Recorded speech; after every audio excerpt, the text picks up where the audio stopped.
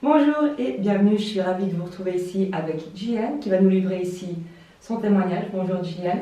Bonjour Isabelle, Salut salut à tous. tous. Merci.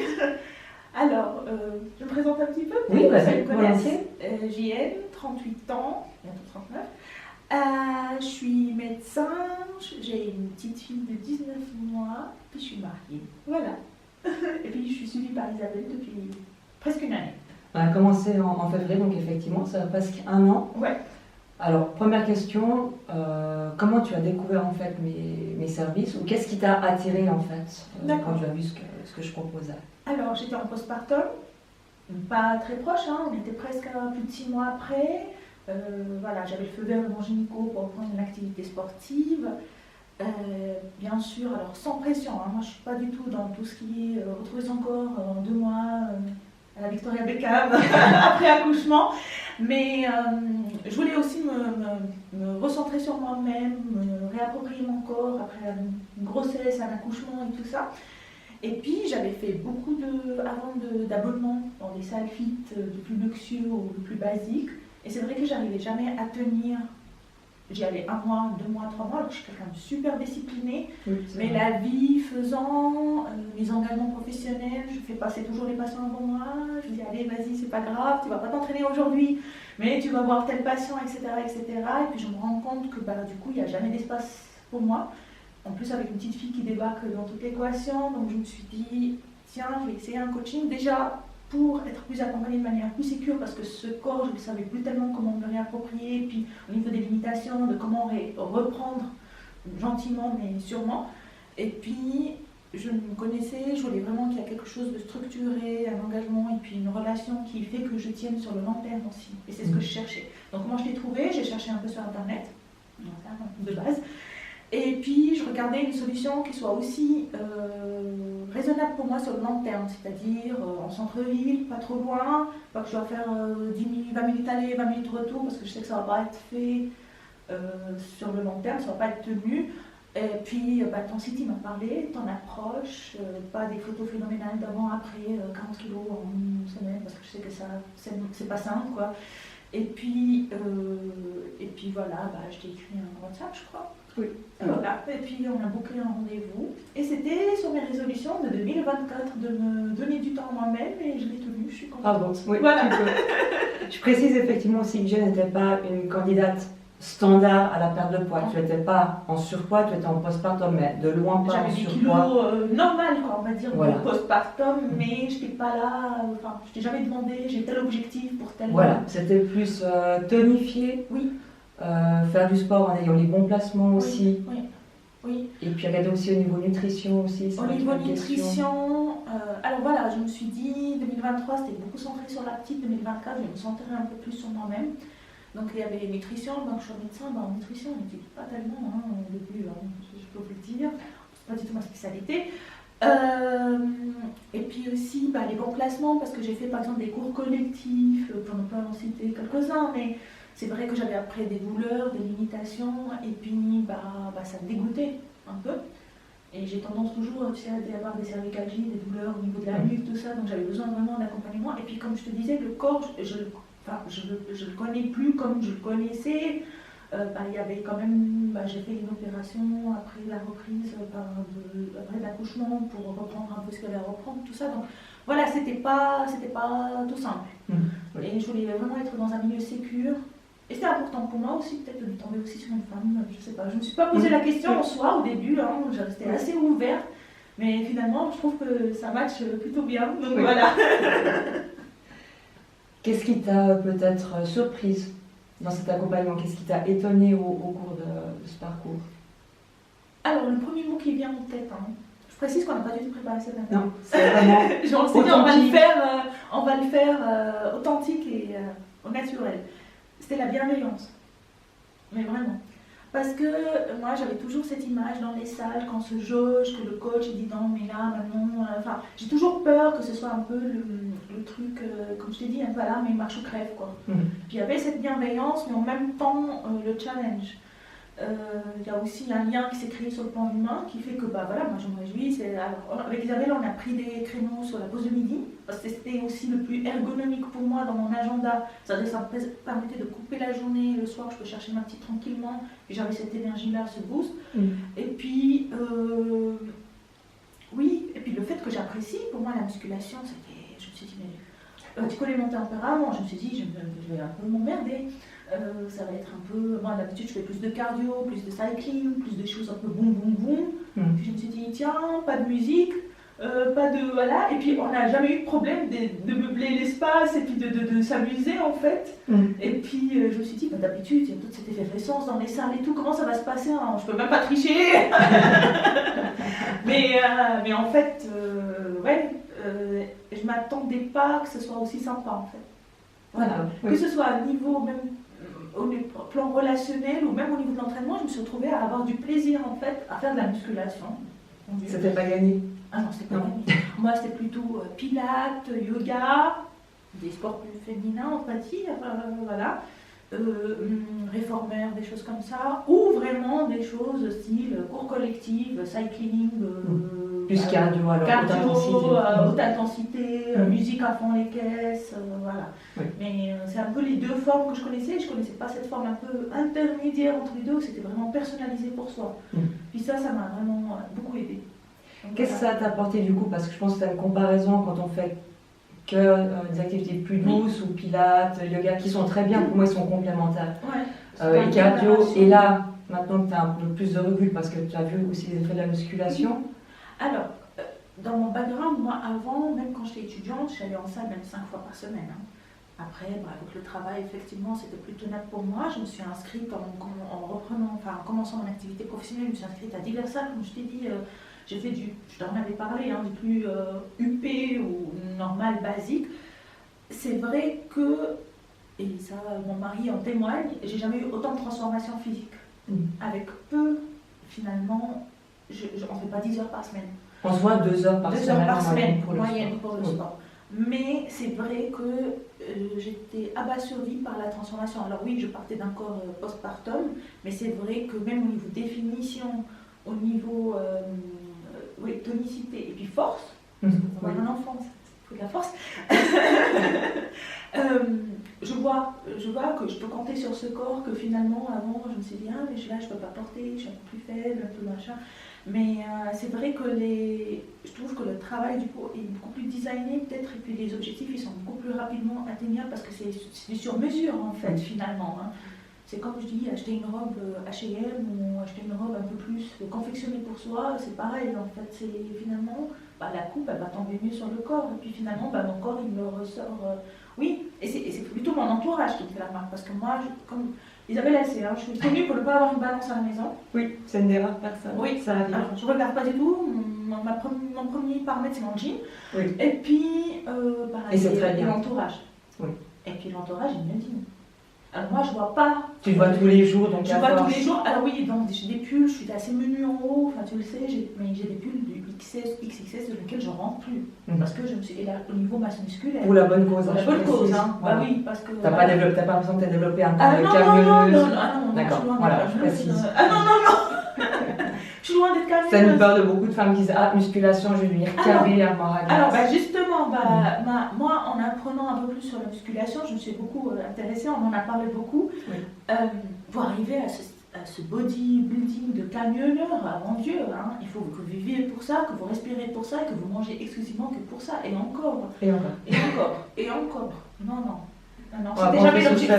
Non, c'était jamais notre objectif. Puis voilà, moi je sais que je voulais construire mon masse musculaire et puis prévenir aussi l'ostéoporose, parce que ça guette que les femmes, mais on n'en parle pas. Oui.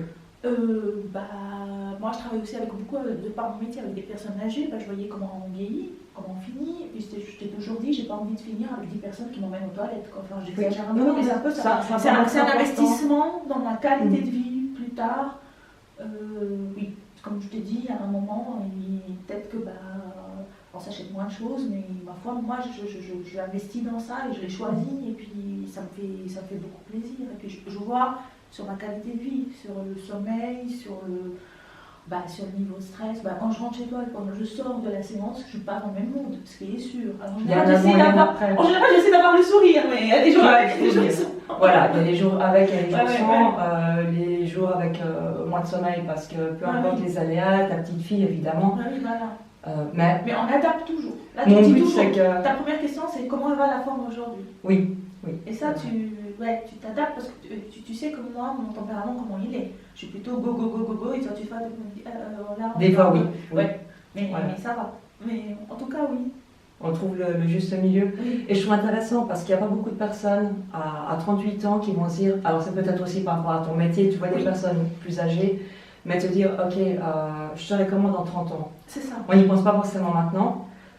On voit plutôt l'aspect esthétique, et après avec le temps, ça s'agit un petit peu, on voit d'autres priorités. C'est ça. Moi-même, j'ai commencé le sport parce que j'avais du poids à perdre, mais après, on voit tout le reste. Mais c'est intéressant de se dire, je vais être autonome le plus longtemps possible. C'est ça. Alors moi, oui, clairement, ça me faisait plaisir de rentrer dans mes robes. Voilà. Sûr. Mais ça, à la limite, alors je ne suis pas une candidate pour une prise de poids. Déjà à la base, je n'ai pas quelqu'un qui prend le poids très facilement. Avec ma grossesse, j'ai pris, je précise, fin de grossesse, j'étais plus de 16 kilos, je crois, 15 kilos, ce qui est normal après une grossesse. Mais je l'ai perdu progressivement, un rythme qui est tout à fait normal, parce qu'on m'a dit 9 mois pour fabriquer, entre guillemets, on ne va pas aller perdre, il faut bien 9 mois après pour voilà. Et encore, j'étais pas dans cette frénésie-là. Mais c'est vrai que ça me faisait plaisir d'être accompagnée dans ça et de me retrouver moi-même et de me sortir, un peu mettre à nouveau, de reprendre un peu conscience de mon corps et puis de ma santé. Moi, franchement, voilà, je vois, et puis on a beaucoup de discussions par rapport à ça, d'améliorer. Je me dis, je suis en train de prendre le virage vers mes 40 ans. On sait très bien que dans les 40 ans, les habitudes de vie, quand on est dans les 40 ans, 50 ans, c'est ça qui va conditionner après comment on va vieillir. Oui. Clairement. Donc à un moment, il faut prendre les bonnes décisions et pas attendre. Et voilà. Moi, c'est comme ça que je vois les choses. Oui. Tu as eu d'autres accompagnements avant? Oui. Plutôt sur le plan nutritionnel, j'ai bien compris. Qu'est-ce qui était différent ou qu'est-ce qui t'a convenu plus particulièrement dans l'approche que je t'ai proposée? Alors, l'accompagnement nutritionnel que j'ai eu, ça n'a jamais été individualisé en soi. C'est-à-dire, c'était toujours des discussions avec un coach comme ça en salle ou après une séance. C'est toujours moi qui étais demandeuse. Alors toi, dès le début, tu m'as dit, écoute, sport tout seul, c'est comme un vélo avec une seule roue, quoi. Ça ne va pas avancer tout seul. La nutrition, tu m'avais dit, je crois 70-30 si je ne me trompe pas. Exactement. Ce n'est pas des chiffres exacts. Oui, mais pour donner des proportions. Oui. Ça va. Et puis, tu m'as montré, tu m'as très bien expliqué, tu m'as fait conscience de quelque chose que je savais déjà, mais que maintenant que j'en suis plus consciente, les femmes en prennent très peu de protéines. Alors ça m'a fait rire parce qu'actuellement il y a une pub qui passe pour les protéines chez les personnes âgées partout dans la télévision, que c'est important. Mais les protéines, nous, on a les femmes déjà. Moi, j'ai pas une appétence. Alors, je suis pas un régime spécial, mais j'ai pas une carnivore. J'adore pas la viande. Au-delà, il y a des gens qui adorent ça. Moi, j'ai pas la culture. Je veux bien manger de la viande, mais c'est pas quelque chose que j'adore par-dessus. Et il n'y a pas que la viande comme protéine. C'est ça, exactement. Et puis ça, nous, ce qu'on pense toujours, encore une fois, musculation, c'est le gros bodybuilder avec son plateau de riz et son poulet. C'est un peu comme on pense. Oui, c'est un peu cliché. Ça va. Puis je ne voyais pas manger du riz et des légumes et du poulet tous les jours, quoi. Voilà. Et puis c'est vraiment cette approche personnalisée, encore une fois, qui est faite sur du sur-mesure. On va dire, c'est vraiment du travail de tailleur, entre guillemets, de se dire, ta vie elle est comme ça, tu sais que j'aime pas trop manger le matin. Oui. Donc on travaille avec ça, on travaille sur ça. Tout à fait. Je pense mais pas en intégrant mon planning, ma vie, ma structure de journée, et puis mes envies naturelles de nourriture. Tes préférences aussi. Tu sais très bien que j'adore par exemple les brunchs du week-end. Ça n'a jamais été un problème. Voilà, là tu manges le matin. Et voilà. Mais voilà, on a intégré petit à petit des changements, typiquement la petite dose de prod. Moi j'avais un peu peur de tout ce qui est whey et tout ça parce que l'élevage, je sais pas trop comment ça se passe. Tu m'as fait découvrir des formules végétariennes que je connaissais pas. Je me suis jamais intéressée à ça. D'autres formes de supplémentation, le ski, on travaille sur ça. Et puis je trouve ça intéressant, c'est pas se dire c'est comme ça qu'il faut faire. Et puis moi dans ma tête c'était vraiment il faut manger ça et puis c'est fini. En fait je me rends compte qu'il y a plein d'options, que c'est flexible Et puis c'est un peu c'est du sur-mesure. Et puis c'est vrai que c'est parents, moi-même maintenant je dis à ma mère, je dis mais tu sais tu dois manger des protéines, hein, c'est important pour ta masse musculaire, parce que ça prévient aussi après les chutes, puis l'ostéoporose, et puis marche un peu, et on ne sait pas faire de la musculation, ça renforce le muscle, mais on ne sait pas que ça renforce aussi l'os. Oui, puis ça c'est très important. Et on ne dit pas assez, je trouve. C'est vrai qu'on n'en parle pas dans l'ostéoporose, et c'est pour ça que je parle de la musculation aussi, parce que j'ai une maman, on la salue si elle nous regarde. Je crois que pendant plus de 25 ans, je me suis battue à lui dire « Oui, c'est bien du pilates, c'est bien le yoga, c'est bien la marche, mais la musculation, il faut de la friction sur les os, ça se fait avec des charges, et c'est là qu'on génère de la moelle osseuse et qu'on prévient encore plus l'ostéoporose et qu'on va aussi préserver au maximum non seulement la masse musculaire, mais aussi la masse osseuse. » Voilà. Et puis, encore une fois, c'est un... Comment dire ça ? Oui, c'est un investissement dans votre avenir. Hein. Ostéoporose, chute, c'est des hospitalisations. Nombre de fois qui ont été des personnes qui ont été mises dans les homes parce que plusieurs chutes, parce qu'ils sont plus autonomes. Enfin, je veux dire, chacun il a sa manière de voir. Et c'est vrai qu'à un certain âge, on ne pense pas comment vieillir. Et je pense que ça c'est important. Si vous regardez autour de vous, vos parents, vos grands-parents, vous vous dites mais quelle qualité de vie j'aurais aimé avoir. Qu'est-ce que j'aimerais avoir pour moi? Qu'est-ce que ces douleurs chroniques et ces douleurs articulaires, comment les prévenir? Enfin, je trouve qu'on n'en parle pas assez. On met de l'argent dans le deuxième, troisième pilier. Je pense que c'est important aussi de capitaliser sur sa santé. Mais ça, après, bon, ça c'est un choix personnel. Malheureusement, on n'en parle pas assez. Voilà. L'ordre du médecin. Oui, c'est vrai. Non, mais... Et puis, alors, je t'en parle souvent dans mon entourage, on me dit « Ah mais comment tu fais? Mais t'as du courage d'aller sur la pause de midi. » Du moment que ça rentre, ça devient une habitude et après, on prend le pli, puis ça devient, on attend sur ça, quoi, en fait, finalement. Donc, moi, finalement, ça fait partie de ma structuration d'organisation de la journée. Je vois pas moins de patients, ou plus, finalement, je me suis rendu compte, il n'y a pas eu de mort d'homme parce que je prends 1 heure de pause pour moi. Au contraire, je pense que ça fait de moi une meilleure personne, une meilleure mère, un meilleur médecin, une meilleure épouse. Enfin, je pense. Donc, il faut prendre le temps pour soi parce que, justement, parler des mamans, ouvert bouquet, tout ça. On est un peu à la base de la structure de tout en fait. Et si on ne prend pas soin de la base, après il y a tout qui... C'est l'effet domino. C'est ça. Il y a des personnes qui disaient à Gilliane tu vas faire du sport le midi, mais après tu vas être crevée, tu vas être fatiguée. Alors, c'est une crainte que tu avais. Et comment ça se passe finalement? Quelle est ton expérience en fait par Alors moi, c'est une deuxième journée qui démarre après. Hein. C'est vraiment un boost, un élan. Alors j'ai tout eu. Tu vas être fatiguée, tu vas être une accro aux endorphines. Qu'est-ce que je t'ai dit l'autre? Qu'est-ce que tu es en train de manger? C'est bizarre. Ah oui. Oui, parce que j'étais une dose de protéines. Dans ton café, dans un lait d'amande. Ouais, c'est ça, oui. Non, franchement, arrêtez. Et en général, les gens, si on vous dit ça, typiquement, écoutez, tout est faisable du moment, est-ce qu'on veut investir dedans ou pas, est-ce qu'on a envie. Peut-être que j'étais pas prête il y a 2-3 ans et que maintenant j'ai eu le déclic, ou peut-être que j'avais pas la bonne formule et maintenant j'ai trouvé la bonne formule. Mais en tout cas, je suis arrivée dans un un état d'esprit où je me suis dit, c'est maintenant, il faut le faire. Je pense que je sollicitais beaucoup mon corps, je dois lui rendre ça en fait. Oui. C'était une manière aussi de dire ça. Et je trouve que tout le monde, si on peut rendre 1 heure ou 2 par semaine à son corps, en plus. La marche, le pilate et tout ça, tout ce que tu en as parlé, c'est de la récupération active quelque part. On est censé marcher, comme oui, on est fait pour ça. À la base, on est fait pour ça. Donc en soi, ça devrait même pas être ça devrait même pas être compté comme du sport.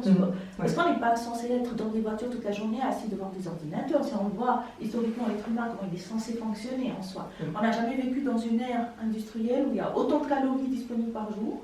Aussi facilement. Les McDonald's, tout. Voilà, l'autre jour je t'en avais parlé, j'étais à l'aéroport, je trouvais aucune option un peu plus saine pour manger. Ça fait McDo, voilà. Mais ce que je veux dire, c'est que oui, c'est tout un questionnement qu'il y a eu. Peut-être c'est la sagesse de la quarantaine, je sais pas. Mais voilà. Non, mais je pense sincèrement, je me suis dit, j'ai beaucoup sollicité mon corps avec cet accouchement, cette grossesse, et j'en suis reconnaissante. Il faut que je lui rende l'appareil pour qu'il continue à prendre soin de moi. C'était ça en fait. Est-ce que tu as clairement vu un avant et un après? Oui.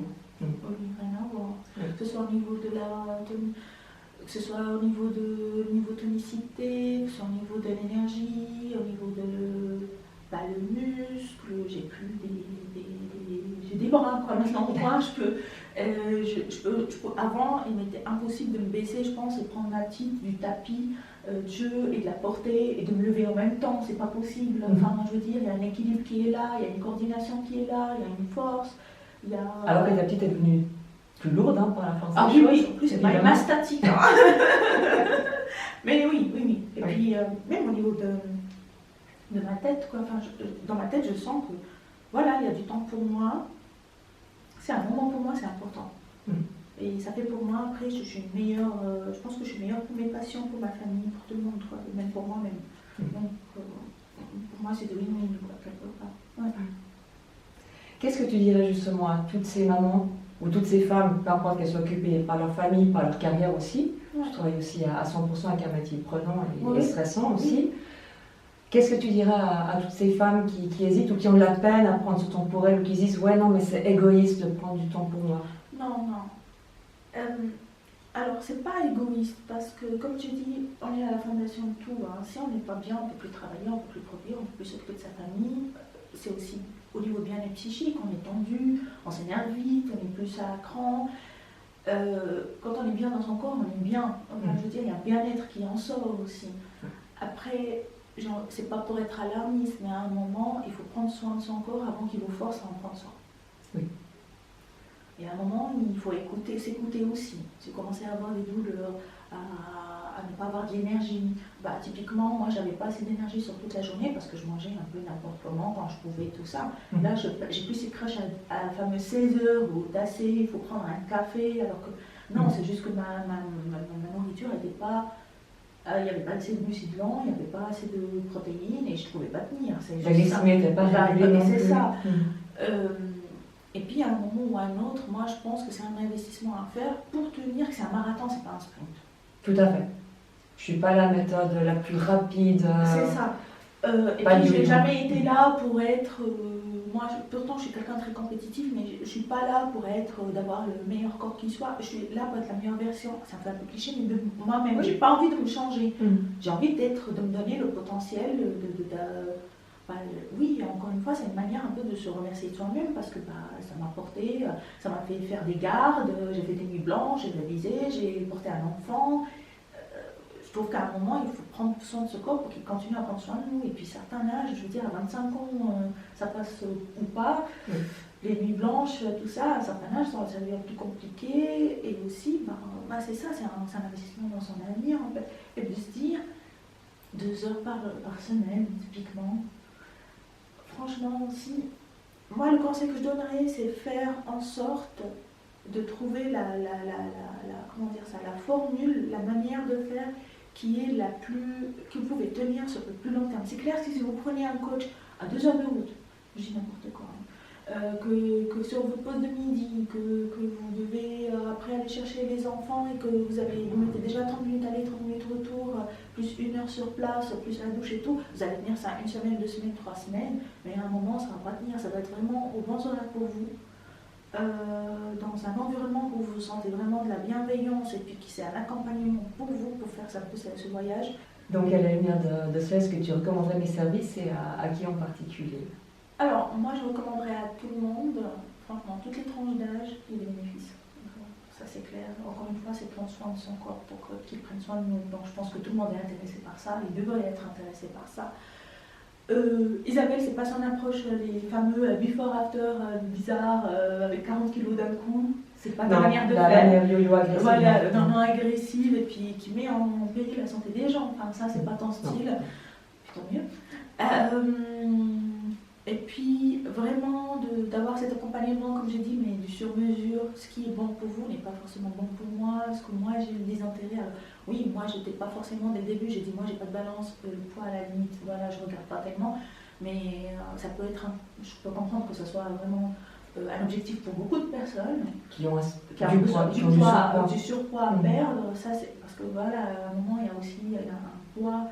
Aussi, pour une certaine qualité de vie, il faut avoir un poids ni en sous-poids ni en surpoids. Bien et sûr. puis, Le poids n'est pas que ça, il y a aussi la composition, pas en masse musculaire. Le poids ne veut rien dire. Moi, je suis sûre que je peux prendre du poids, mais ça sera du muscle. C'est pour ça que moi, j'ai toujours dit, ça ne m'intéresse pas de regarder dans une balance, parce que je dis, oh là là, j'ai pris du poids, alors finalement, j'ai perdu la masse graisseuse et je l'ai remplacée par du muscle. Donc moi, c'est une recomposition, en fait, on n'a pas parlé, mais c'est la recomposition du corps, en fait, les deux campagnes. Donc voilà. Donc pour les gens qui veulent les fameux before after là, ne voulez pas voir chez Isabelle, je rigole. Si vous voulez une approche vraiment sécure, bienveillante et puis vraiment du sur-mesure pour vous, pour que ce soit pas justement un sprint, mais en même temps on voit les résultats assez rapidement. Moi j'étais étonnée. Et tu les as conservés. C'est ça. Voilà, c'est pas fameux effet yo-yo là. Et puis un investissement dans sa santé et son bien-être pour l'avenir. Moi je vous recommande fortement en tout cas. Puis je suis très contente de t'avoir rencontré. Moi aussi. Surtout, même sur le plan humain, hein. Oui, on a beaucoup de belles discussions pendant l'entraînement, c'est super sympa.